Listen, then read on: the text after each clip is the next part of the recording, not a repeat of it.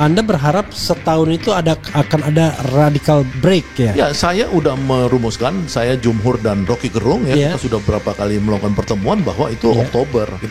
Kita lihat presidennya melakukan radical break atau tidak gitu. Kita berharap itu terjadi pada saat setahun gitu. Sebagai bagian dari dedikasi dia melakukan suicide suicide ya, bunuh diri kelas. Dia anak orang kaya raya segala, penunggang kuda tiba-tiba menjadi pengabdi rakyat. Itu akan terjadi dalam 3 bulan dari sekarang, dari pergantian.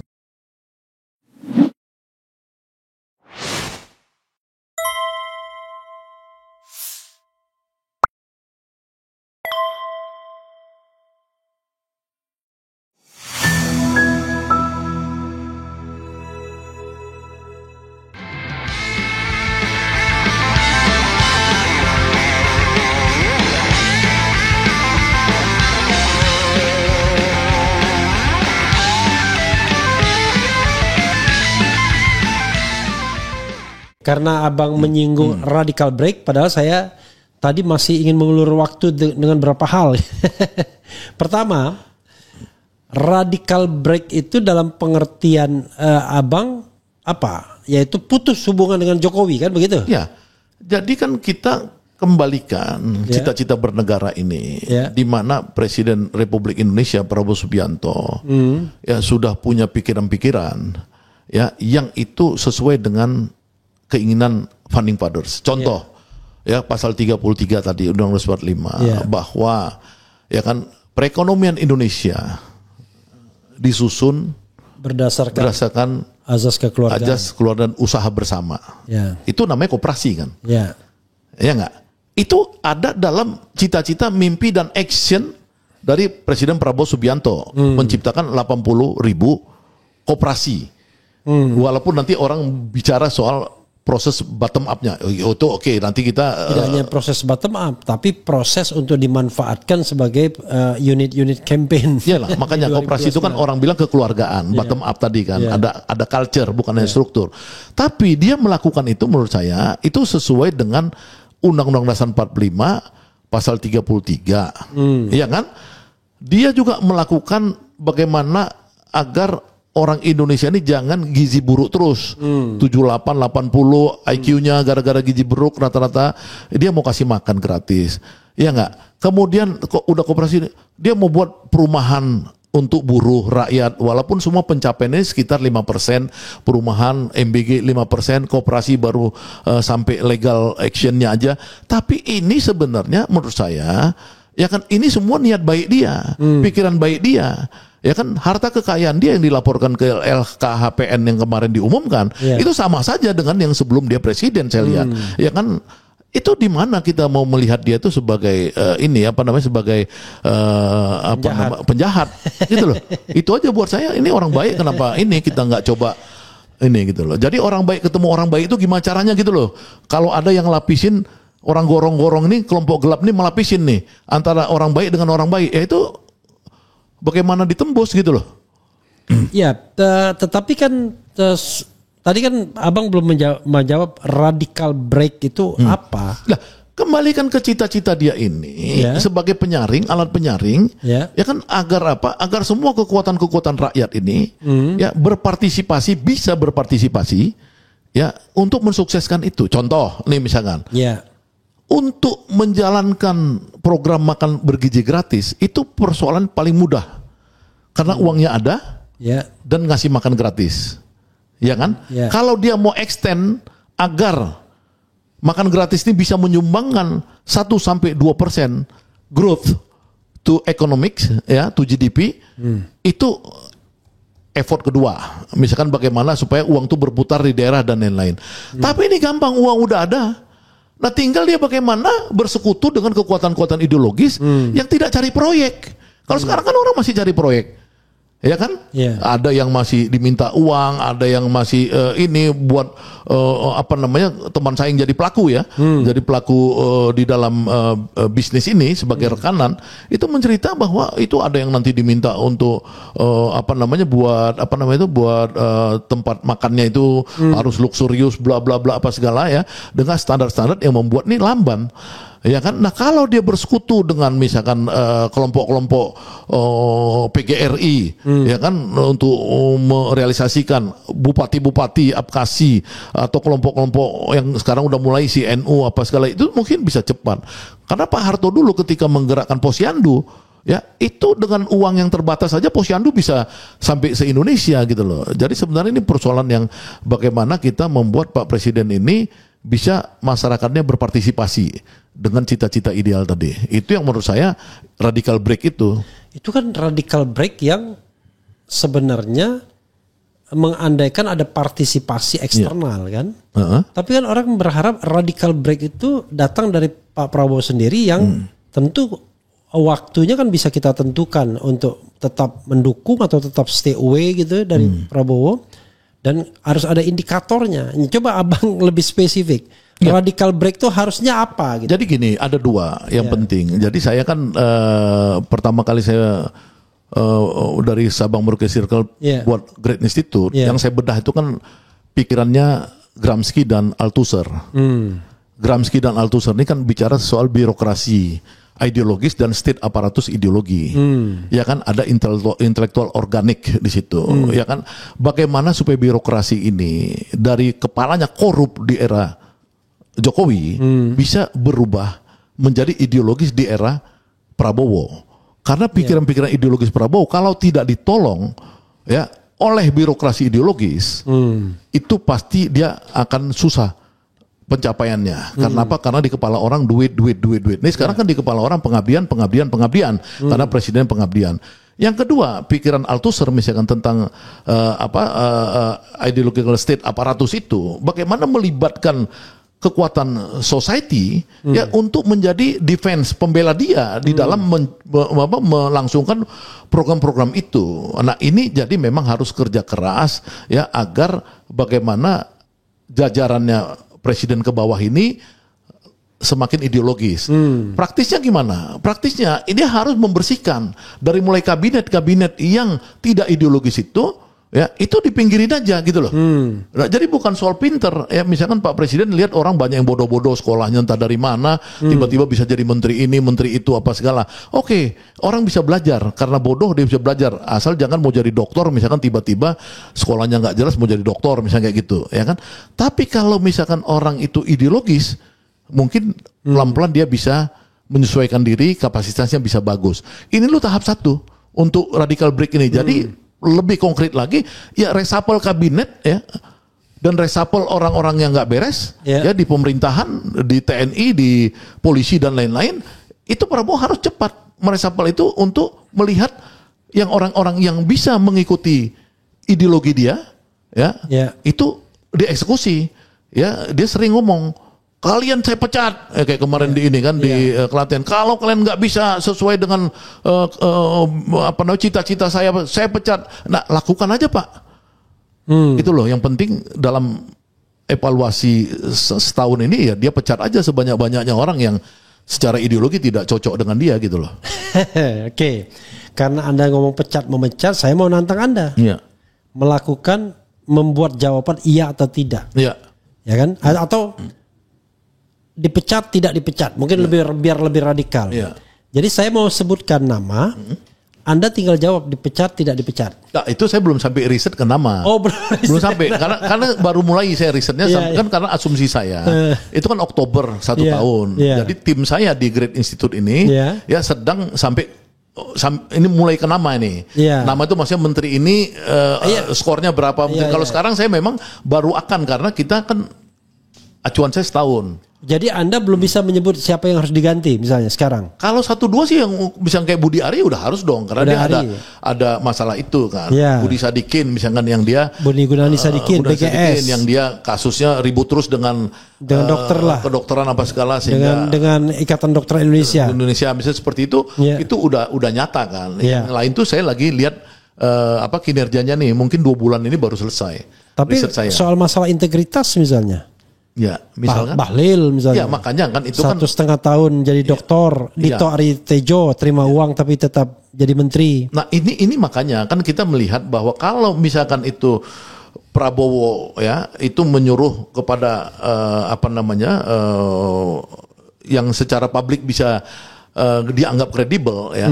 Misalkan bisa nggak Kejaksaan Agung mengatakan bahwa si Menteri Pemuda ini memang dulu dia ada terlibat, misalnya kayak gitu, ya kan? Itu harusnya dipecat dong. Kan sudah kan, yang mengembalikan uang kan pengacaranya waktu itu. Iya, kayak gitu, seperti dia nggak kredibel dong. Iya, 27 miliar dia kembalikan. Orang-orang seperti itu memang harus disingkirkan. Ya, tapi kenapa dipakai gitu?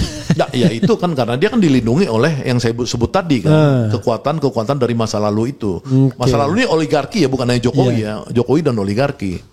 Nih, saya buka ya, Dito Aryo Tejo kembalikan uang.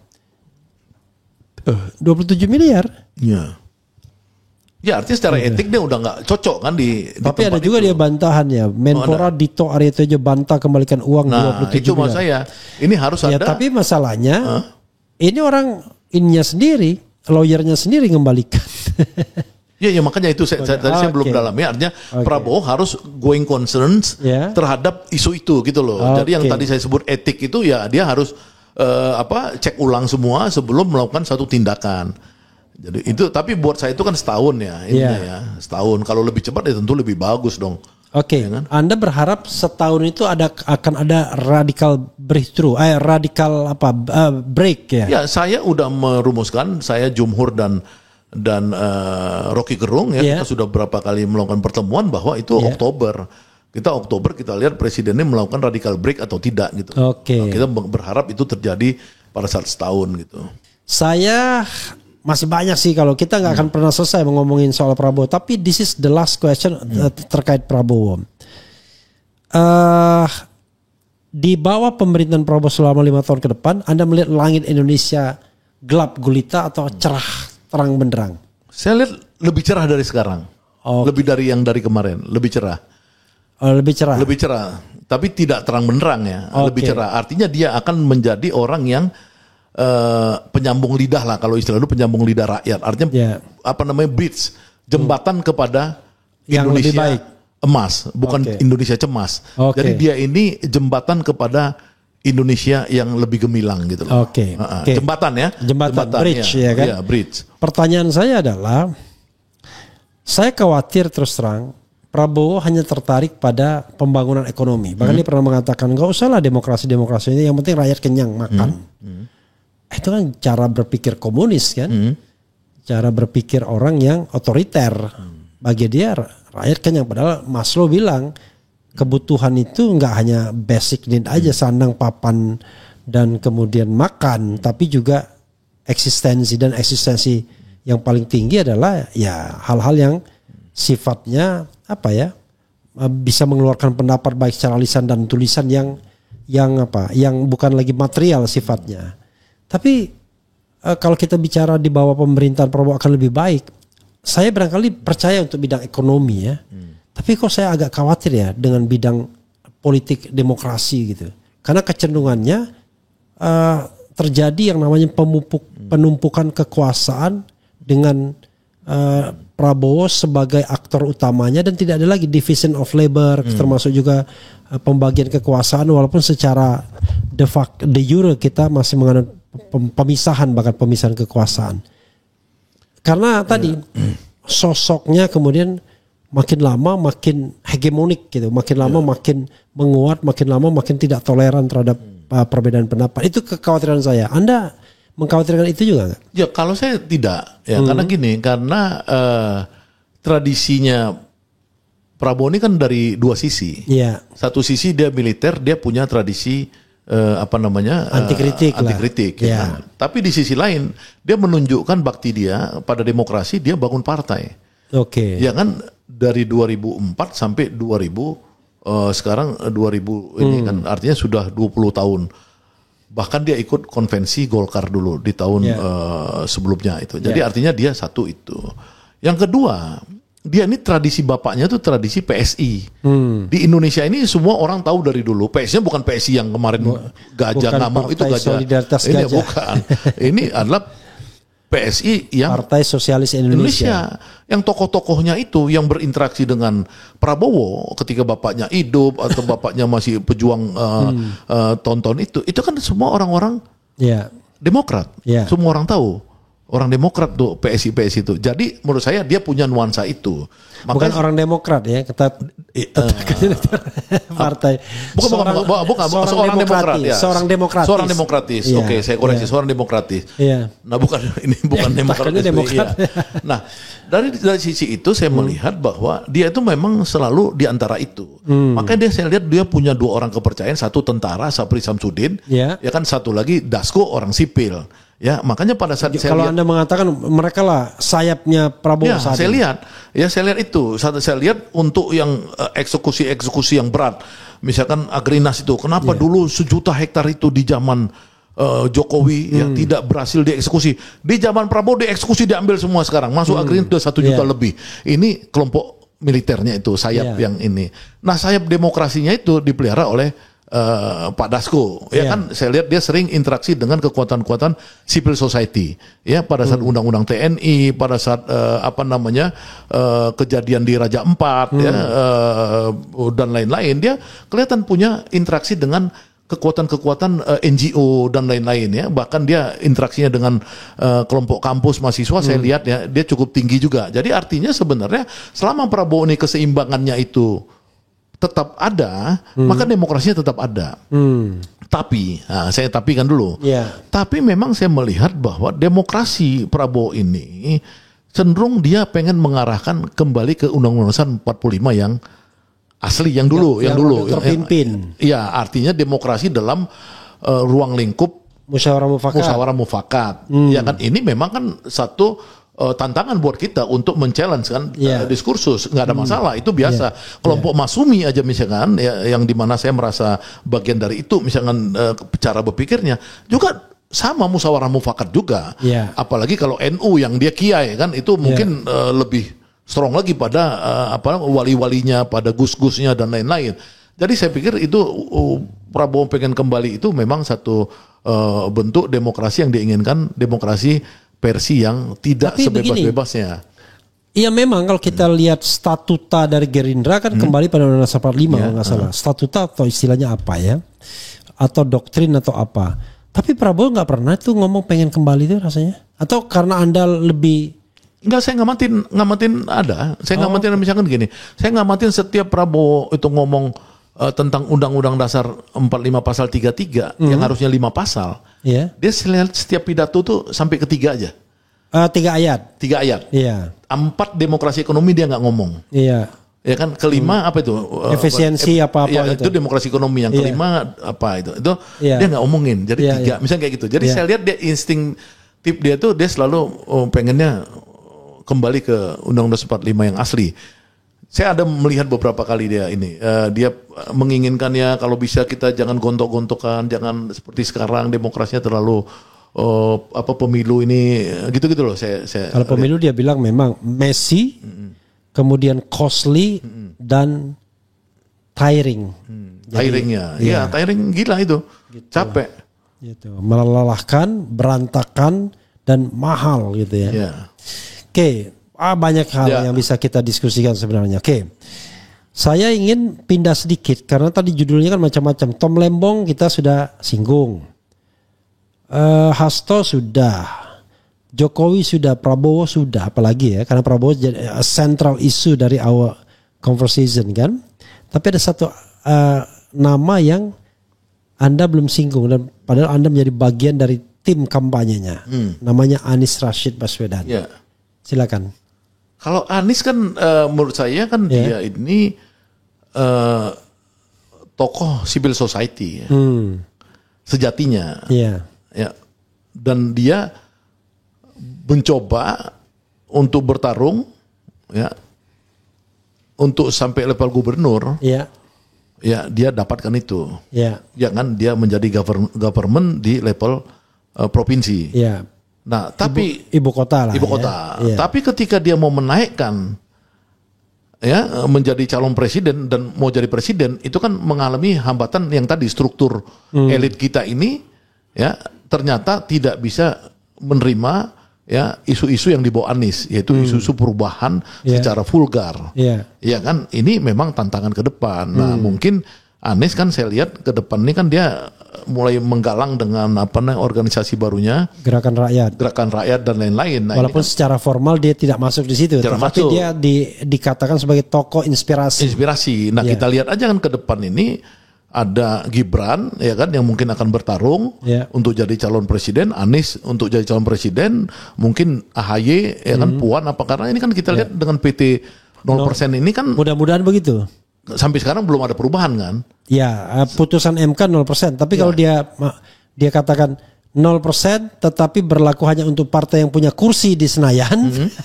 Itu gimana, Pak Erbil lebih tahu? Harusnya tidak boleh. Nggak, kan artinya kan sekarang 0% kan? 0%. Artinya, tapi kan takutnya nanti tiba-tiba diembelin. Hanya untuk kursi yang mereka yang punya kursi di Senayan. Asumsi ini misalkan sekarang asumsinya semua peserta pemilu lah. Ya, yang ikut kemarin kan, seperti Hanura, Partai Umat, tambah Partai Gerakan Rakyatnya Anies mungkin ikut juga mungkin. Ya, kalau yang ini kan nggak mungkin partai yang bisa kontestasi dong, karena dia mengarahnya ke partai. Ya makanya maksudnya partai baru kan nggak boleh nyalonin kan? Boleh di PT 0% tuh. Ya itulah tadi yang saya katakan. Kalau seandainya dibikin tricky, hanya partai yang ikut mendapatkan kursi DPR pada pemilu sebelumnya, ya nggak bisa. Tapi kalau dia semua partai politik peserta pemilu boleh mencalonkan, maka boleh. Ya, seandainya misalkan merujuk pada yang 2024, kan beberapa partai-partai itu walaupun bisa. 2024 itu ada 20% soalnya. Bukan partai-partai yang sudah ikut pemilu maksud saya. Artinya kan peluang Anies untuk dicalonkan masih besar. Masih besar karena kan? Cukup satu partai doang. Nah, tentu Anies harus melihat misalkan kemungkinan besar nih kompetitornya Gibran. Karena Gibran ini menyiapkan kekuatan yang terencana kan sekarang ini kan. Nah, untuk itu tentu dengan Prabowo sendiri. Ya, kita berharap bahwa gerakan Anies ini ya juga bisa dia tunjukkan bahwa dia bukan hanya tokoh civil society. Ya, civil society ini kan sejatinya itu memang susah untuk masuk kepada kekuasaan karena civil society ini kan orang-orang yang ya merdeka bener gitu loh. Bisa jadi LSM gitu loh. Itu kalau soal Anies catatan saya.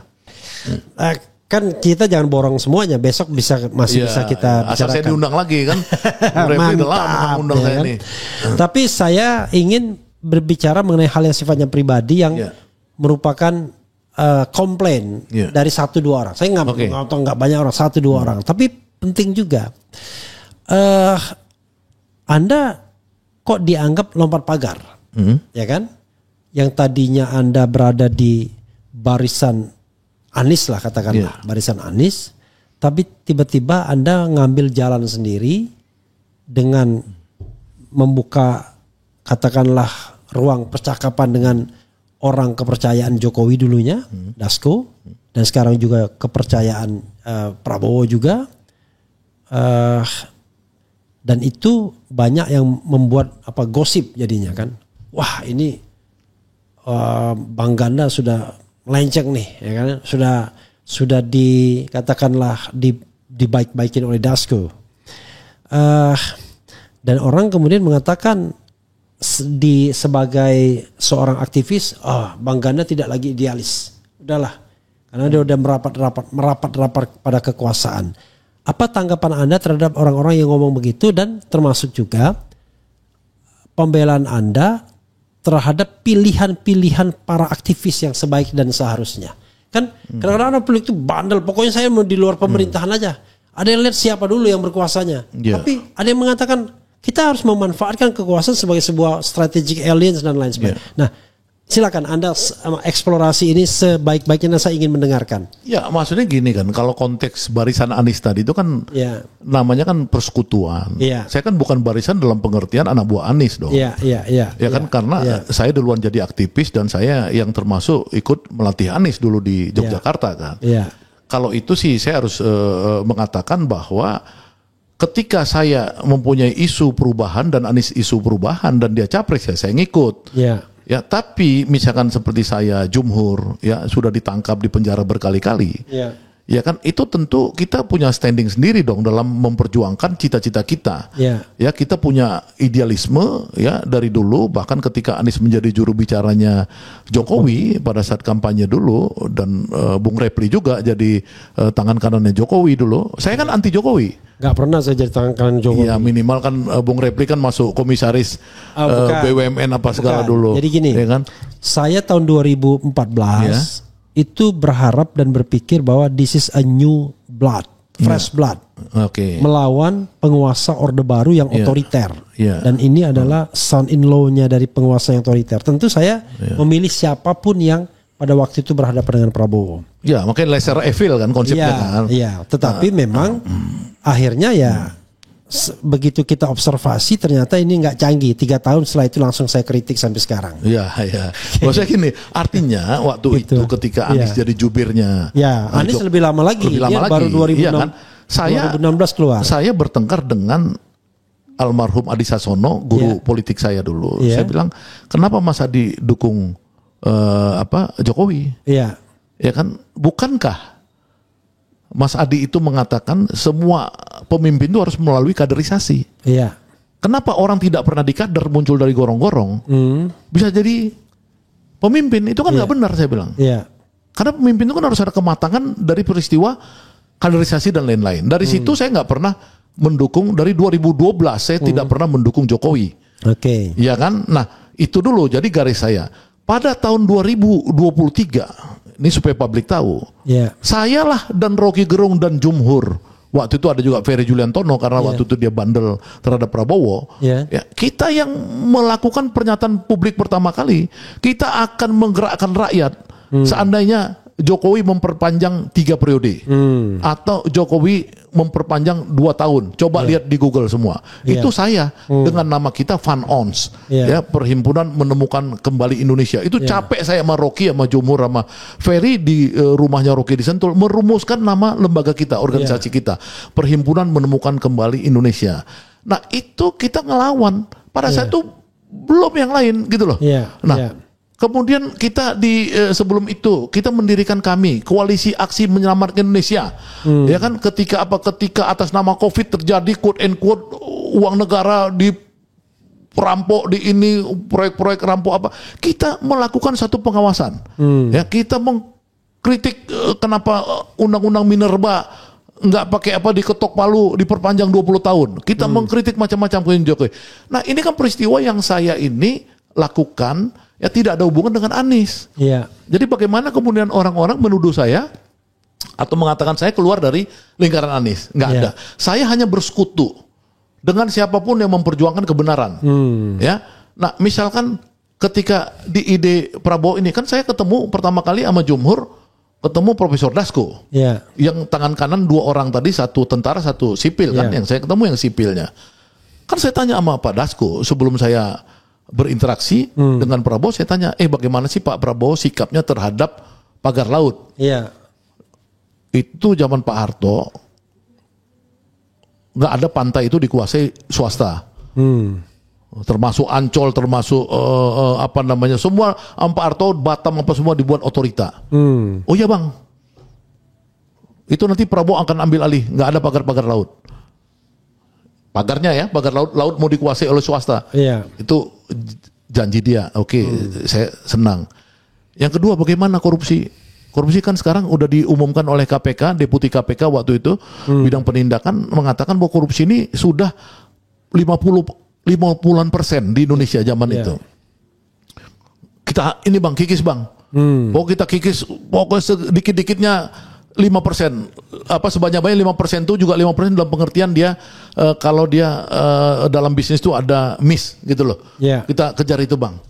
Nah, bagaimana tentang orang-orang yang di penjara seperti saya dan lain-lain? Kita akan buat amnesti Bang. Amnesti dan kompensasi. Itu omongan Dasko 3 itu membuat saya tertarik. Ya dong, ya kan? Membuat saya kan cari indikatornya dong. Indikatornya itu saya ukur sampai sekarang itu semua positif. Pagar laut itu 33 km. Pagar laut ya, yang mau dikuasain dari zaman Jokowi. Kemudian laut itu mau dikuasai oleh suatu kelompok pengusaha tertentu, itu kan dihancurkan. Persoalannya itu masih ada di belakang laut, artinya tanah-tanah yang sengketa jual beli ya antara orang-orang perusahaan X itu terhadap masyarakat dan melibatkan kepala desa lain-lain, itu menurut saya adalah derivatifnya. Tapi laut itu udah dinyatakan oleh Prabowo ya bahwa itu harus dikuasai negara. Bahkan ketika saya bicara kepada Gubernur Banten ya atas arrangement dari Profesor Dasko, itu intinya bagaimana membuat otorita pantai utara Banten ya yang dikuasai negara. Nah itu satu. Jadi saya lihat tuh dia melakukan pengambil alihan hak negara untuk negara. Bahkan sawit sekarang illegal mining dan lain-lain. Yang kedua, ya korupsi memang saya lihat di zaman dulu Reja Khalid, siapa yang bisa nyentuh Reja Khalid coba? Siapa bisa nyentuh Reja Khalid selama ini? Ya, nggak ada yang bisa. Di zaman Prabowo dibuat tersangka. Siapa yang itu yang raja-raja sawit, Raja Timah kemarin di Bangka, di apa segala, kan dibuat tersangka semua sama Prabowo. Jadi nggak bisa orang bilang Prabowo tidak anti korupsi. Itu sangat anti korupsi. Ini air bah di Indonesia. Tentu dia tidak gampang melawan semua peristiwa itu. Misalnya seperti itu, ya kan?